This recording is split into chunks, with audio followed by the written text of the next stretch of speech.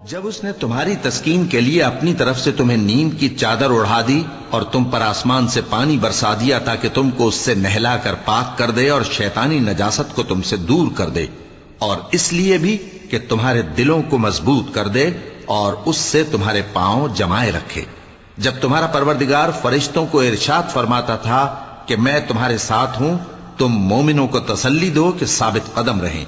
میں ابھی کافروں کے دلوں میں روب و ہیبت ڈالے دیتا ہوں، سو ان کی گردنیں اڑا دو اور ان کی پور پور توڑ دو۔ یہ سزا اس لیے دی گئی کہ انہوں نے اللہ اور اس کے رسول کی مخالفت کی، اور جو شخص اللہ اور اس کے رسول کی مخالفت کرتا ہے تو اللہ بھی سخت عذاب دینے والا ہے۔ یہ مزہ تو یہاں چکھو اور یہ سمجھ لو کہ کافروں کے لیے آخرت میں دوزخ کا عذاب بھی تیار ہے۔